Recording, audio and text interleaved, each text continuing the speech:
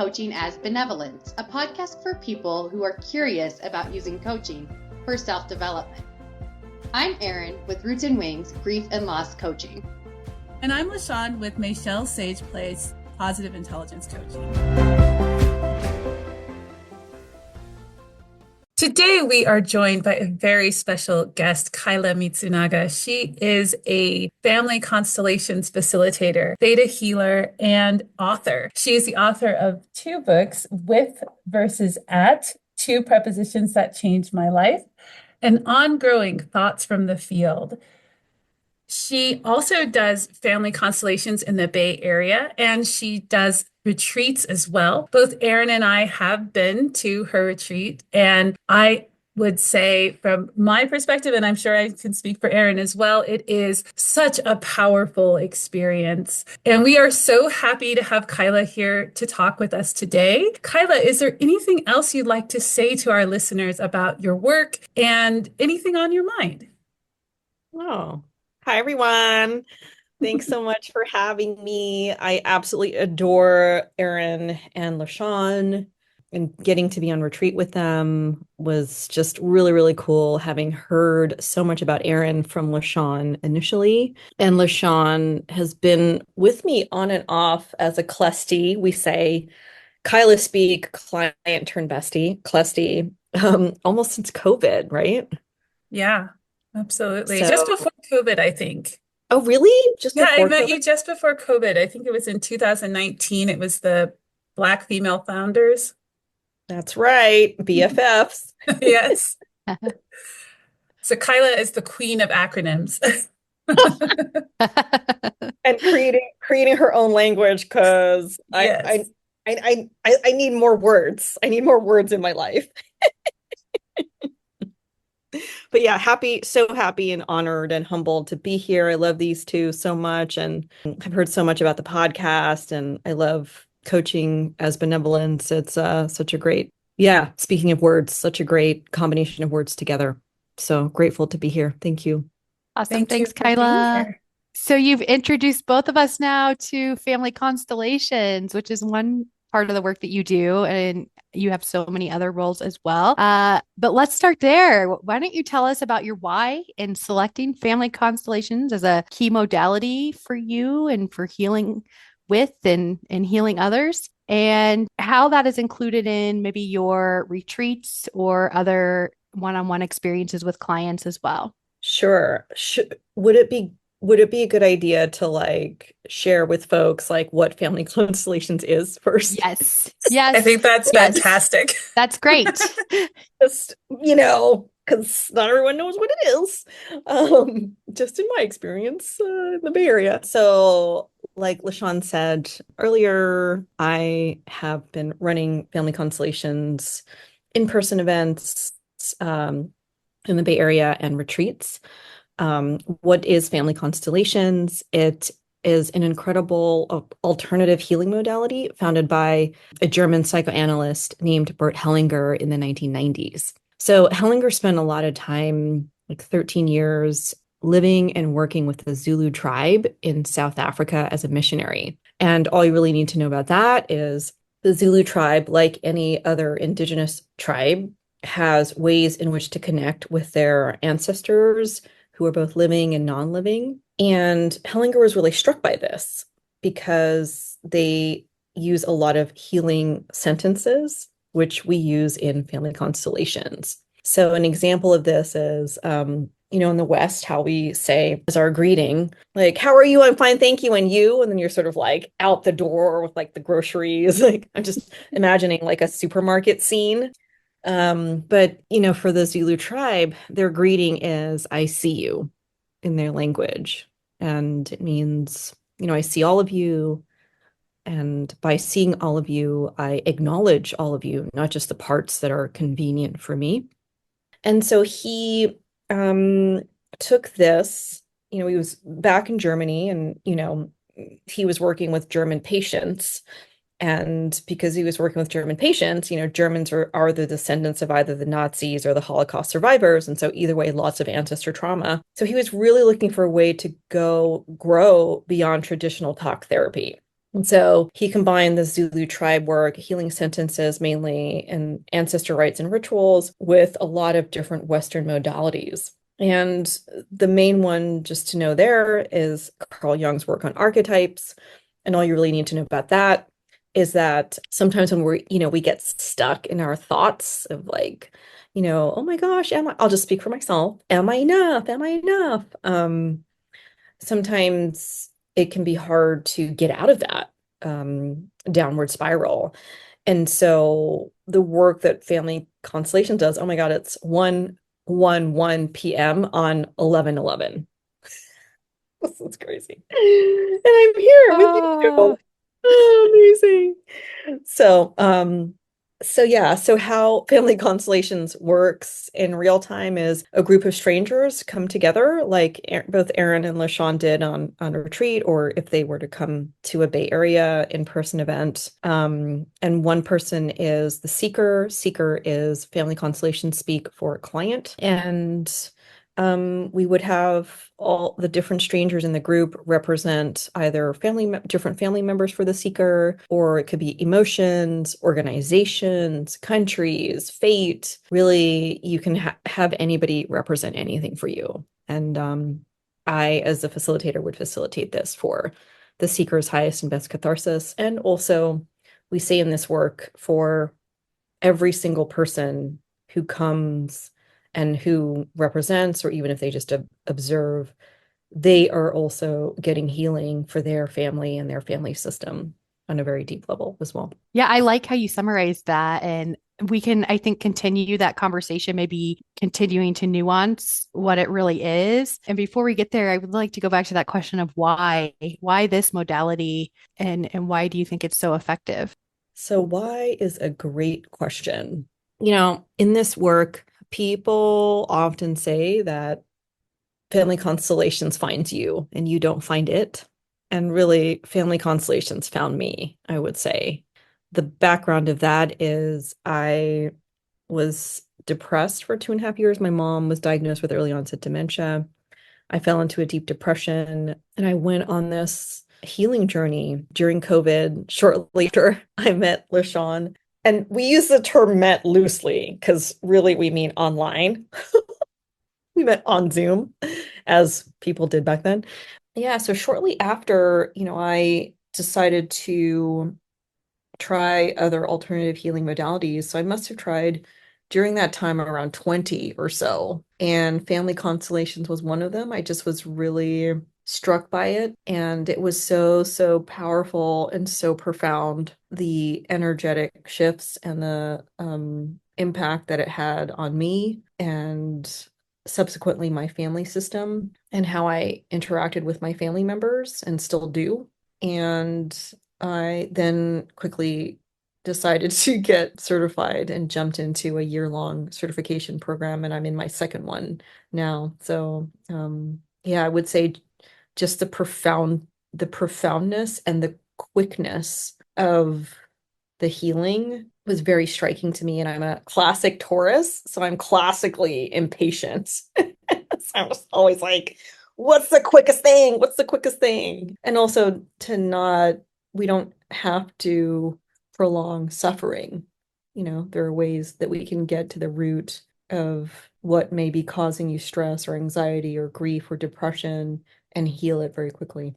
That's beautiful. As you were talking, I was thinking about what you said about Family Constellations finds you and doesn't necessarily something that you look for, or, well, not very many people know what Family Constellation is. I mean, I know about Family Constellations because I know you and because at the time, you were delving into that and it was quite new. And I remember how excited you were, and you would come back and you would express how these training sessions and first of all, I didn't even know like Family Constellations, what's that? And I could only gather from what you were saying that it did have something to do with family and something to do with ancestors and family systems. So that is, I think, such a powerful thing. And Erin and I touch on those things on healing and relationships and that kind of thing. And I wonder if there is an example that you have, and of course, you don't have to name names or anything like that, but just an example that you have of that healing taking place that you have witnessed as a facilitator? Yeah, happy to share. And I'm happy to share this example because it's out in the open. I have a very good friend who is a tea leaf reader, which I think is amazing. I think her exact position that she's given herself is tea leaf wizard, which I think is really cool. And she came to me, this was a couple years ago when I was first starting and first doing family constellations publicly, and I was terrified. But she came to me and she was like, "Oh, I'm really worried about money. And I don't really have any sort of relationship with money. Like it's just like a blank. It's just blank." And I was like, okay, well, this is certainly something that I think family constellations would be really helpful with. And we ended up, having somebody represent money for her and then some key family members. And then the next thing you know, and this was one constellation, this was one group constellation where she was the seeker, she was the client. Next thing you know, I end up meeting up with her and she's like, oh, yeah, my business partner who's like male identifying, he was always the one that would do the business deals, and these guys are like not a joke. Like they work with big companies like Genentech and like, nonprofits, museums, like they're everywhere. And they're breaking ground and I think that they're the only ones who are really doing it in the Bay Area. So it's even that much more growth inspirational, another word, if growth and inspirational had a baby. So yeah, so previously before the constellation, her male identifying business partner would do all the deals with like the Silicon Valley companies and talk about the money, talk about the contracts, things like that. Cause she was like, no. After the constellation, she was doing them. After the constellation, shortly after the constellation, they 3x their revenue. After that constellation, they then had this idea to invest in high-end tea in China that was only available to the Chinese elite pre-COVID. And then because of COVID and the economy, they decided to release it to outside of China. And they have a really loyal community and they have a loyal community following. So they went to their community and with this idea to do community investing into this high-end tea in China. And so she will still say till today, like, that one constellation just totally shifted things for me. And, now they're doing, I'm not at liberty to say, I just spoke to her recently, but they're doing even more things, pushing boundaries and in business and in tea leaf reading. And it's just so incredible to witness. Like, I'm just so grateful to have been able to witness that and still get to hear updates from time to time from her. So, speaking of pushing boundaries, LaShawn and I both would agree that that is something that you do when it comes to your own business in an authentic and wholehearted way. How do you do that? How do you do that authentically and wholeheartedly? Yeah, thank you for acknowledging that. That means a lot coming from both of you. Yeah, how do I do it? Well, before I answer that question, I want to just put it out there transparently that, I definitely have days where I'm like, I'm quitting like every other day, sometimes and sometimes not. And so knowing that, right, knowing that I'm not perfect, one of the things that is really, really important to me and for me is to be able to be completely transparent with my clusties. So because if I show up and I'm like, look at me, I'm perfect, and look at me, I know everything, and look at me, which is completely not authentic or genuine, I am perpetuating an incredible, and not in a good way, double standard that was created by white supremacy, the patriarchy, toxic capitalism, basically old hetero white dudes, um, who were at the tops of almost every single industry. And I cannot live with myself doing that. And I coach my clients, my clusties around that, and I can't be like, oh, I'm going to coach you on that. And then myself like, I'm going to be perfect and I'm going to show that I'm perfect and look at me. That was my perfect voice.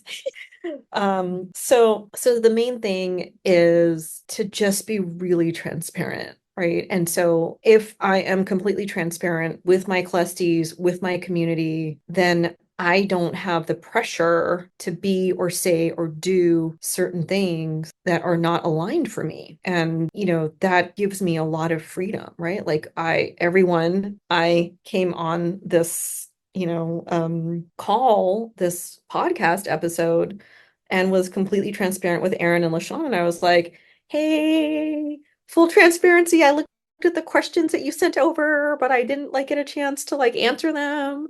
Right.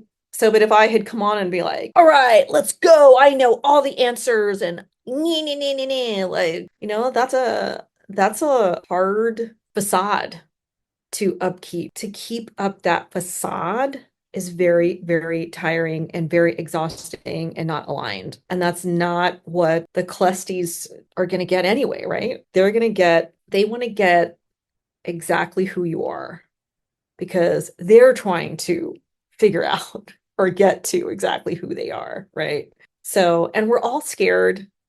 We're all trying to like navigate this thing in this really male dominated world that we live in. And you know, the beautiful thing is that it is a practice. And so the more you can practice this, the more you'll start finding the right people, your exact right people in community who also want to show up exactly as themselves and who will say to you, wow, how you do business really makes it very soothing on my nervous system. And I'm also in those containers myself where how my coaches are doing business is very soothing for me on my nervous system, right? So I'm putting myself in those communities. I'm also trying to embody that by being transparent, right? And I live my life like, okay, if this was my last call and this is our podcast interview, would I be okay? Hell yeah, right? I could just like hang out with them all day, right? And then the last piece I would say is we don't start a business to use it as a vessel to beat ourselves up. We start a business as a vessel to love on ourselves. So, yeah, hope that answers the question. Yeah, I love that. And one thing that comes to mind is I know how nurturing and encouraging it is to be in your presence when you are transparent. It's like a big sigh of relief for me as a person who is building my business. And I'm looking to you and I see all the things that you've done. And you do it so transparently that I can say to myself, well, we all have our own journey and these things happen to even Kyla. So it's a great feeling to be a partner with you in that. It's like I'm accompanying you on the journey rather than, looking up to you. Which I do that too, but it's not like, the power dynamics are very different. And so you create this atmosphere, this nurturing atmosphere through your example of transparency and the way that you interact with your clusties and the people that you work with. And I wanted to say something about you said the vessel, we do not use our business as a vessel to beat ourselves up, but rather love on ourselves. And this also reminds me of what Aaron and I believe strongly about coaching as benevolence and how it is a kindness. Is there an example that you can give to those women out there who are building their business, who want to show up authentically and transparently, but may not necessarily have the tools to love on themselves through their business? Can you just give like one example? Yeah, sure. So much of business is not about business. So that's really the thing, right? So if something feels really scary, or, if you find yourself like beating yourself up, or you find yourself stuck, or, how do I get, I mean, I think the number one question, right, for any coach is always, how do I get more clients, right? I think the best way, if you don't have tools, is to really ask yourself, like, what's the most aligned way to do that? And one of the questions that I get a lot from classes is how, right? How do I get clients? How do I start marketing? How do I get on social media? How do I build my audience? How do I figure out my niche? How, right? There's a lot of how questions in business and in coaching. And what I share with clusties, and I have entire one-on-one sessions around this, is any how question can be turned into what's the most funsiest way to do that, right? So what's the funsiest way to get more clients? Like for me, that was, I went on this social media app that was only audio for 58 days. 58 days straight. I went on 10 a.m. Pacific time every morning, and I did one-on-one family constellations on there. Now, did I get clients from it? No, I did not. But eventually, right, it planted the seed of really helping me get really clear and confident in explaining exactly what family constellations is, right? And that's such a huge part of marketing, right? As we just talked about, Erin, in our container this morning, all marketing is so number one, meet people. Number two, tell them with confidence and clarity what you do. And number three, if they're interested, share how they can work with you. If they're not interested, don't share. Don't be that person that's trying to like sell something that someone's not interested in, right? So, yeah, did that help to answer your question, LaShawn? Absolutely. That was really clear. Thank you very much. You're welcome. Yes. And having just experienced going through kind of that marketing scaffolding, it was helpful and helped me go back to that original question of that, what's most fun? What's the most fun way for me to do this? But also, it helped me lean into my true identity. So maybe that's a good segue into talking about, what are true identities and how can we use those not only within business, but just, showing up authentically and living a good life, living the life that we want and need to have. Yeah, that's a great question. That's such a huge part of the Mitsunaga method and what we teach on retreat. And something that I learned from one of my coaches, Simone Saul, it's a true identity. So in life, we have a lot of socialized identities. For example, daughter, sister, coach is also one, mother, wife, partner, right? And these socialized identities carry a lot of weight and pressure and stress. And it kind of reminds me of, I don't know if you have seen this in Colorado. I'm sure you have. It's everywhere. There's a woman, pushing a cart, a shopping cart, and she's got her kids in the shopping cart. She's on the phone. She's juggling like 10 million things, and there is no partner there.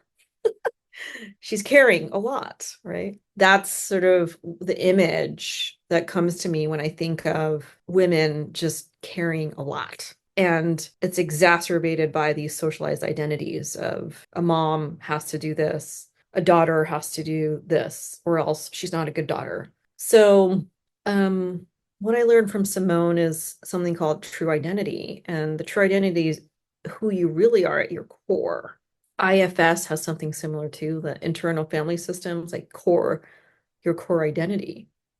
And your core identity, so mine is, for example, the magical miracle. You get a set of 10 questions, asking you in rapid fire, like, who are you beyond, what people think you are? Who are you beyond time and space, et cetera, et cetera. And you get to these incredible true identities, like who you are at your core. For me, it's the magical miracle, and it came to me because it's a miracle that I survived depression, not just my first one, but multiple, overcoming multiple depressions. number one. Number two, it's a miracle that I'm here on this planet because my parents were only going to have one child, my older sister. So it's really a miracle that I, from that, came here, out here into the world. And it's a miracle that I get to do this kind of work. Um, and I get to work with incredible humans like you two and other incredible humans who are open and curious and want to do business another way. They want to do life another way. They're tired and also they're excited at a new possibility for creating new neural pathways, right? To how we used to think and what we used to think was the status quo, was the buried as in the socialized identity world, you're buried under those socialized identity weights that you're carrying, right? The true identity, they don't carry weight, they're free. And so when you can start solving your business and your life from your true identity, right, then things start becoming aligned very quickly. That's so beautiful. I love that. The true identity versus the weight of the socialized identities. I love that the difference there and how that feels. One of the things that Aaron and I often talk about on the podcast is the idea of letting go, of surrender. And that's what came up for me when I was listening to you as you were talking about the journey one goes on to find or to reveal their true identity. And I wonder if you could speak to that idea of surrender and letting go. What are your thoughts on that? Yeah, that's so timely. uh, um, I think we've talked about the Surrender Experiment, that book by Michael Singer. Such a great book. Grain of Salt is written by a white dude, old white dude. So, and it's also quite powerful when you start to really surrender, you know, ourselves, right? Surrender the socialized identities and tap into the true identity, right? I think what is very challenging for folks, and I'll speak for myself, I'm totally included in that, is that we are often looking at the past. And what I mean by that is our body is completely facing the past. So past thoughts, past actions. Somebody said something to me yesterday or 2 weeks ago or when I was 5 years old. Those are all in the past, right? Because we're often then looking at the past, we can't be present, right? And because we can't be present, we certainly then cannot start walking towards or facing our future, what we want, because we're looking at the past. So, what is so beautiful about family constellations work is that it helps us let the past carry all that stuff that's no longer serving you, that you're bringing into your present, right?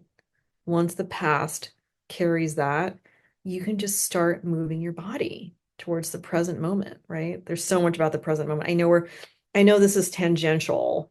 We're moving from surrender to what's that guy Eckhart Tolle's work, the now, being in the now, right? But it is really important that surrender, let the past go, surrender and leave things there so you can be present and then you can start turning your body towards the future, your future. And what starts happening is we then start creating these just really neutral relationships with the past, right? Whereas before it used to be so like heavy and weighted and maybe icky, right? We're just creating a neutral relationship and we're surrendering into that, right? When we surrender into that, we start accepting exactly where we are. That's part of the transparency, right? Hey, this is exactly where I am this morning. I didn't sleep last night very well because I was worried about my group this morning. and I want everything to go well. I have this former inner people pleaser that's strong, and I'm battling that. I've got this podcast. I scarfed down my lunch to get here, and I'm also really excited to be here. This is exactly where I'm at, right? That puts you exactly now, right? We do this thing, right? We do putting stuff in the middle. So if you've ever worked with me, or if you want to work with me, part of this Mitsunaga method, part of what we do is we do collective presencing, which is where we put everything that's no longer serving us, that's keeping us from being present, we put it in the middle. The middle is a space between us, right? That can carry a lot.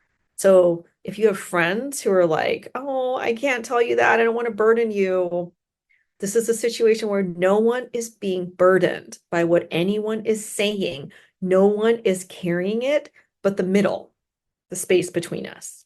And the middle is much, much bigger than all of us and can take it, right?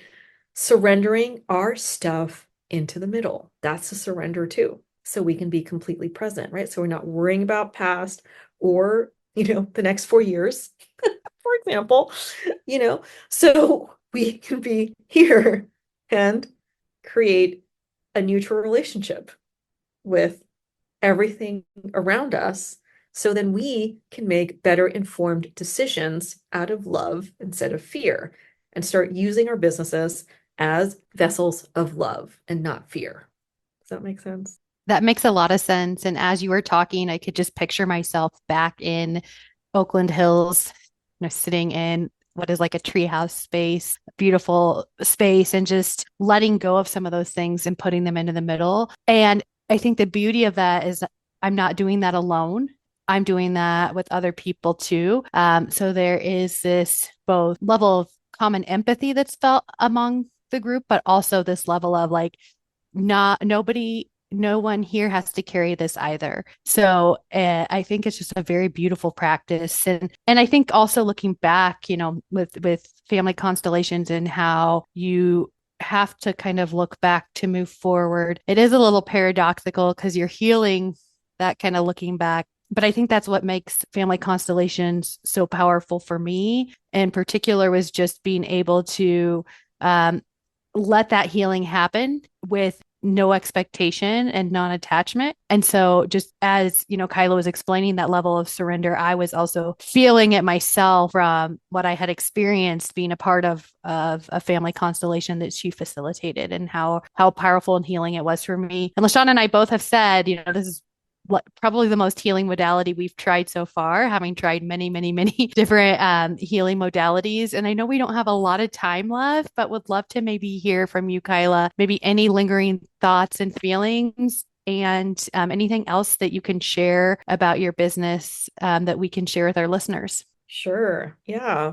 Yeah. Thank you for sharing that, Erin, and about being in the Oakland Hills retreat with the trees and that deck. And LaShawn, I know you were in Arizona in the desert, so a little bit of a different backdrop.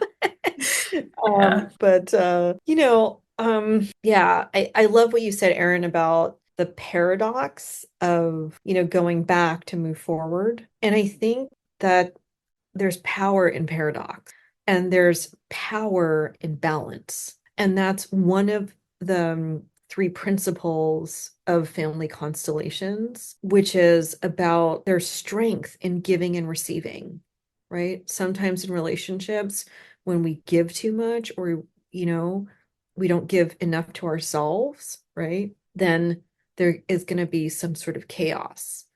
And same thing with work, right? Same thing with your business. Same thing with family relationships, any kind of relationships, right? There is strength in that balance. So yeah, I just wanted to share that point.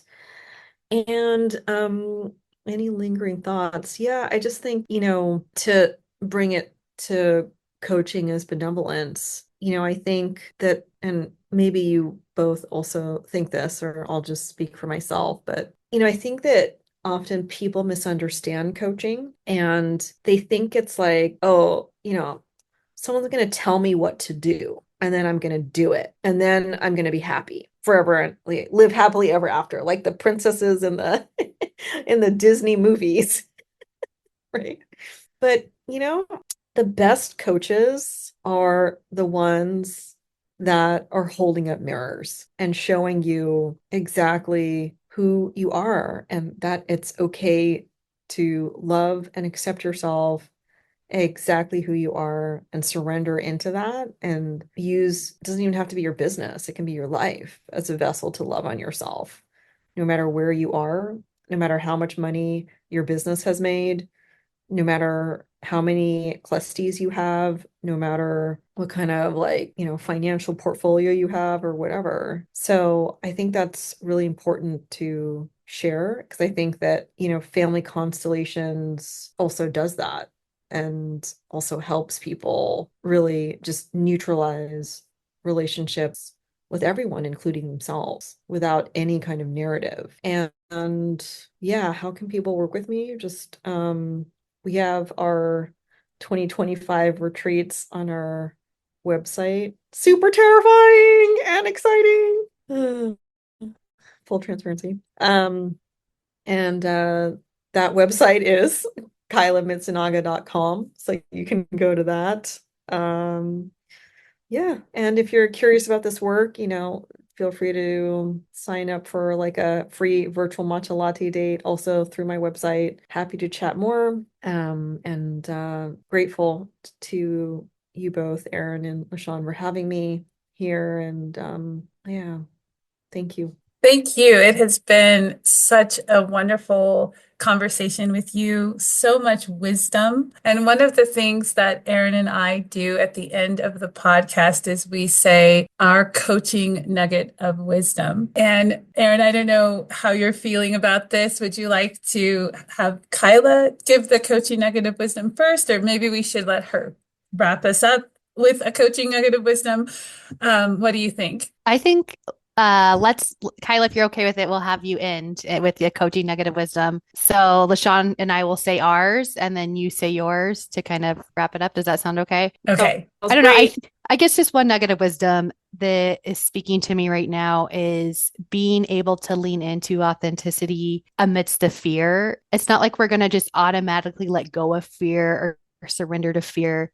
And yet, through these healing opportunities, these healing modalities, and having conversations like that, it makes leaning into authenticity much, much, much easier. So as you embark on your journey, it's okay to have mistakes and it's okay to have missteps and it's okay to still feel that fear as you're starting out doing something new or continuing something you're already doing, or if you're wanting to manifest a change in your life. And my coaching nugget of wisdom has to do with a theme that's been kind of flowing throughout this conversation that may not have been articulated, and that is the idea of placement, that there's a place for everything in your life. And when you can acknowledge those things in your life that are affecting the way you feel or the way things are showing up in your life, there can be a lot of power and healing in acknowledging your ancestors, acknowledging your pain, acknowledging your past, and placing it in its rightful place. So that's one thing that I got out of this theme of placement. So good. I love that leaning into authenticity for Erin and the placement, proper placement for LaShawn. Gosh, what to share? I think for me, there's a lot to say about just being transparent. I think that that's something that keeps coming up. And how can I say?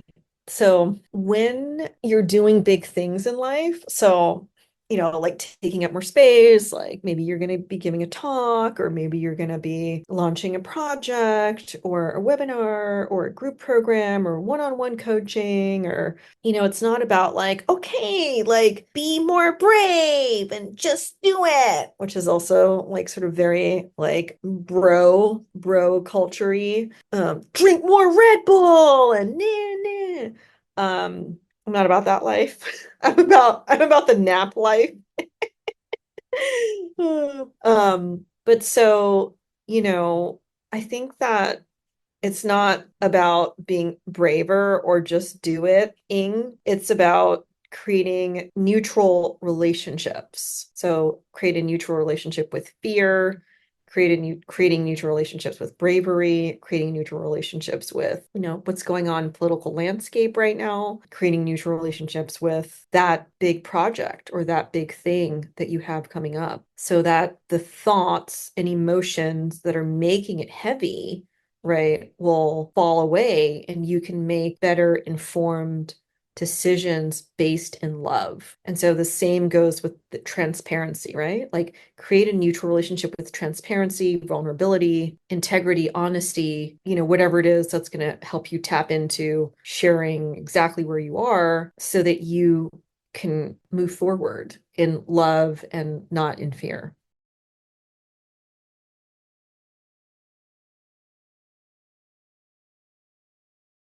Thank you so much. We have been speaking with Kyla Mitsunaga. She is a family constellations facilitator. She is based in the Bay Area. And if you want to find her, you can go to kylamitsunaga.com. Thank you again, Kyla. Thank you. Love you both. Thanks for joining us for Coaching as Benevolence. I'm LaShawn with Maychelle Sage Place, Positive Intelligence Coaching. And I'm Erin with Roots and Wings, Grief and Loss Coaching. Have a benevolent day.